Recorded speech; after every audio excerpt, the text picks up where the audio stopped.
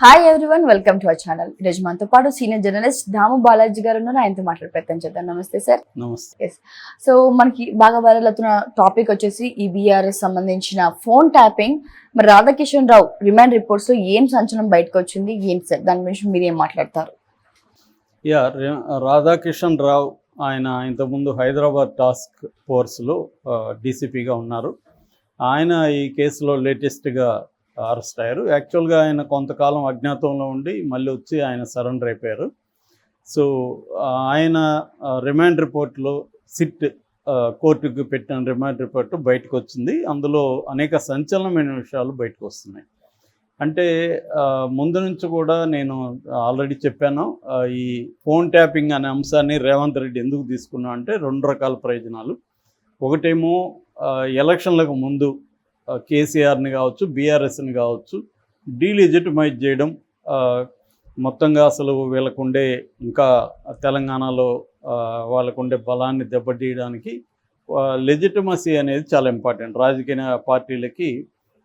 అంటే మేము ప్రజల కోసం చేశాము, చాలా పాజిటివ్గా పనిచేసాము, అభివృద్ధికి చేసాము, సంక్షేమాలు చేసాము, ఇవన్నీ చెప్పుకున్న వాళ్ళు ఆ లెజిటిమసీని దెబ్బ కొట్టాలంటే ఎన్ని రకాల అక్రమాలు చేశారు, ఎన్ని రకాల అవినీతులు చేశారు, చివరికి ప్రత్యర్థుల ఫోన్ ట్యాపింగ్లు చేశారు, ఇవన్నీ తీసుకురావాలి.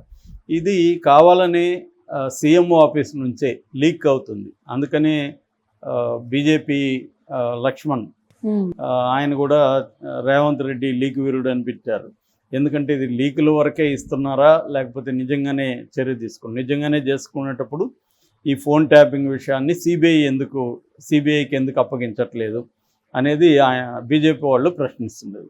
వాళ్ళ ప్లాన్ ఏంటంటే సిబిఐకి అప్పగిస్తే మొత్తం మన చేతిలో కేసీఆర్ జుట్టు వస్తుంది అనేది బీజేపీకి ఉండే అండర్స్టాండింగ్. రేవంత్ రెడ్డి నుంచి కంట్రోల్ మనం తీసుకోవచ్చు. రేవంత్ రెడ్డి ఏమో దానికి ఇష్టం లేదు. ఎందుకంటే కంట్రోల్ తన దగ్గర ఉంటే ఎటువంటి ఇన్ఫర్మేషన్ బయటకు వదలాలనేది తన ప్లాన్.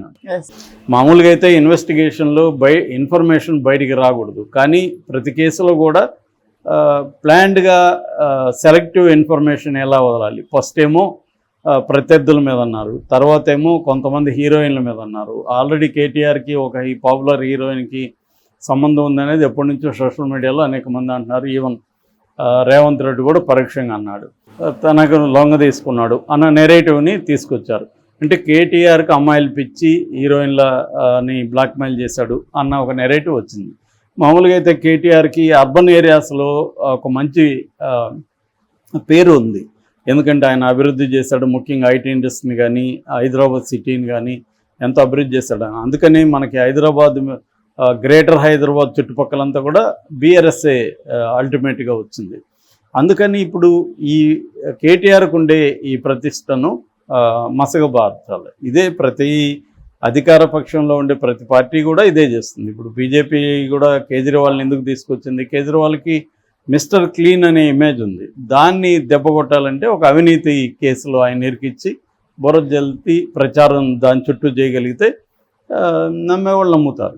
సో అదే పని ఇక్కడ రేవంత్ రెడ్డి చేస్తున్నాడు. సో కొత్తగా ఇప్పుడు ఈ రిమాండ్ రిపోర్ట్లో ఏమేమి విషయాలు బయటకు వచ్చాయి అంటే, మామూలుగా ఇప్పటి వరకు మనకి ఏమేమి వచ్చాయి, ఇప్పుడు కొత్తగా ఏమొచ్చాయి అనేది చూసుకున్నాడు. ఇప్పటి వరకు ఏమేమి వచ్చాయంటే, ఒకటి ప్రత్యర్థుల ఫోన్లు, అంటే రేవంత్ రెడ్డి ఫోన్లు ప్రత్యర్థుల ఫోన్లు ట్యాప్ చేశారు.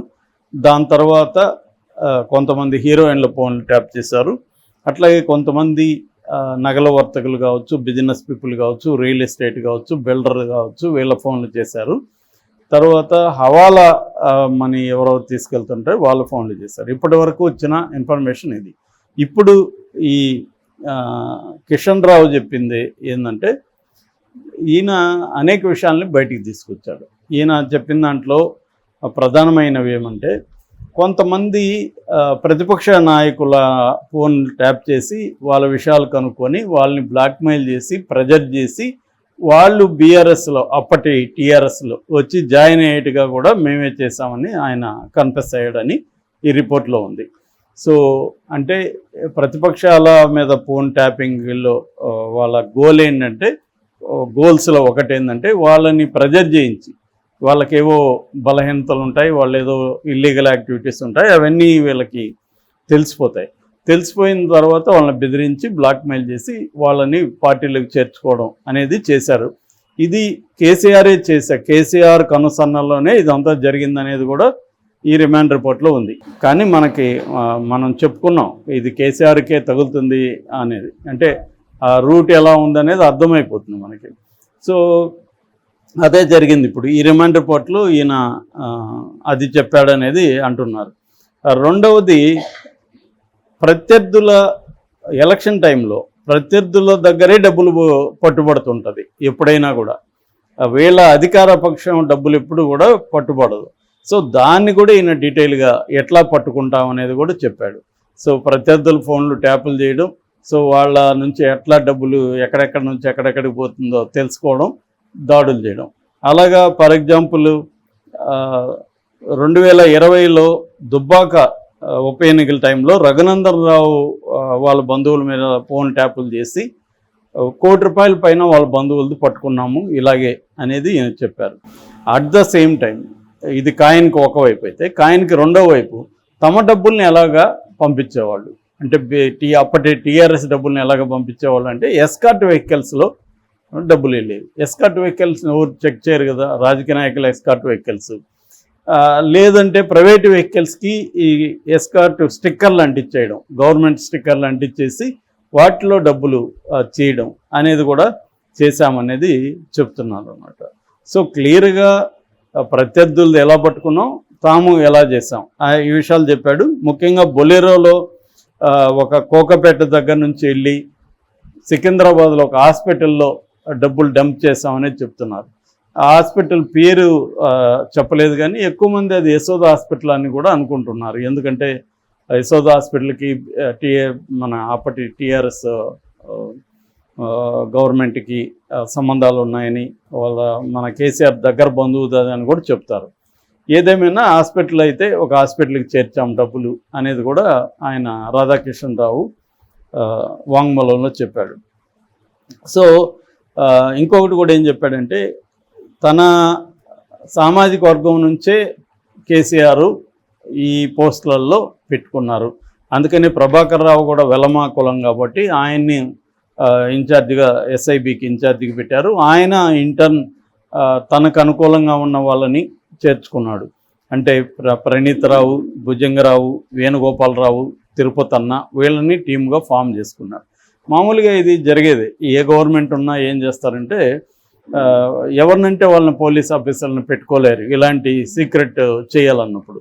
ఎందుకంటే వీళ్ళల్లో కొంతమంది ప్రత్యర్థుల మనుషులు కూడా ఉండే అవకాశం ఉంది కదా, రేవంత్ రెడ్డి మనుషులు కూడా ఉండే అవకాశం ఉంది, లేదా బీజేపీ మనుషులు కూడా అవకాశం. అంటే ఐడియాలజికల్గా కూడా తమ వైపు ఉండే వాళ్ళే కావాలి.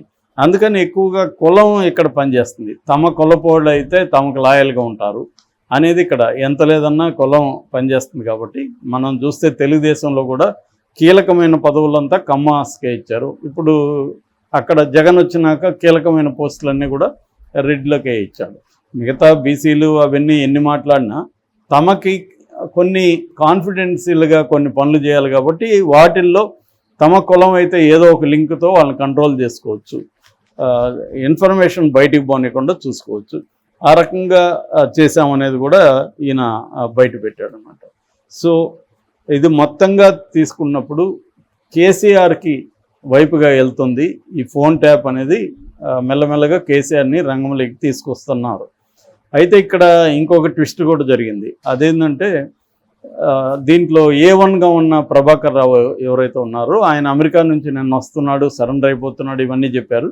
ఈరోజేమో అంతా తూచ్ రావట్లేదు, ఆయన క్యాన్సర్ ట్రీట్మెంట్ తీసుకుంటున్నాడు, అయినాకనే వస్తానన్నాడు అని మళ్ళీ ఈరోజు చెప్తున్నారు.